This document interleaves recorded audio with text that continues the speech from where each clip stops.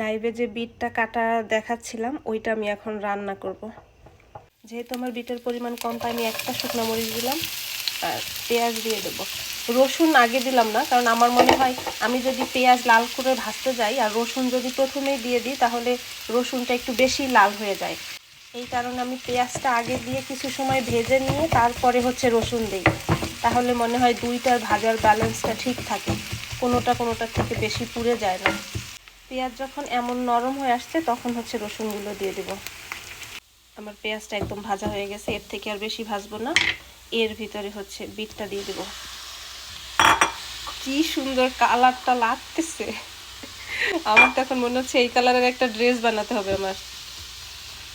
কালারটা খুব সুন্দর লাগতেছে না?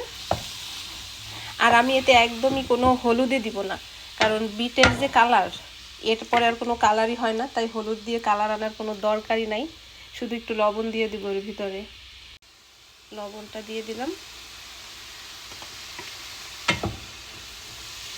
আর কিছুই দিতে হবে না এর ভিতরে। আমি এখন এর ভিতরে শুধু, যেহেতু বিটটা সিদ্ধ হতে সময় লাগে, ওই বিটের বাটিতেই একটু জল নিয়ে অল্প একটু জল দিয়ে দিব, যাতে একদম সুন্দর নরম হয়ে যায়।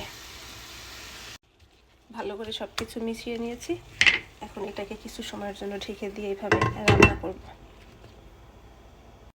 মাঝে ঢাকনাটা খুলে একটু নেড়ে দিব। কালারটা কেমন চেঞ্জ হয়ে আসতেছে না? তাহলে একটু ভালো করে মিশিয়ে দিব, আবার নাড়িয়ে চাড়িয়ে দিব। এখন আবার এটাকে কিছু সময়ের জন্য ঢেকে দিব। অলমোস্ট সিদ্ধ হয়ে গেছে, তারপর আরও কিছুটা সময় সিদ্ধ করব।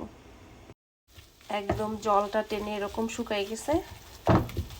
এর থেকে বেশি একদম ভাজা ভাজা হয় না, কারণ এটা তো একদম নরম হয়ে গেছে গ্রেটার করার কারণে, আর এক্সট্রা কোনো জল নেই এটার ভিতরে।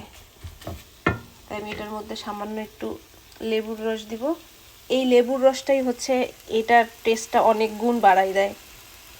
এই লেবুর রসটা দেওয়ার কারণে এর স্বাদটা একদম চেঞ্জ হয়ে যাবে আর খেতে অনেক ভালো লাগবে। যদি কেউ কখনো বিট খান, এইভাবে একবার ট্রাই করে দেখতে পারেন।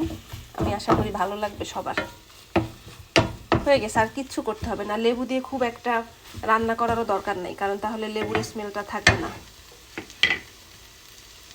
অনেক বেশি লেবু দেওয়ার দরকার নেই। আমি এরকম একটা ফালি করে নিয়ে থেকে কয়েক ফোঁটা লেবুর রস দিয়েছি, অনেক বেশি না। রেডি হয়ে গেল আমার বিট ভাজা।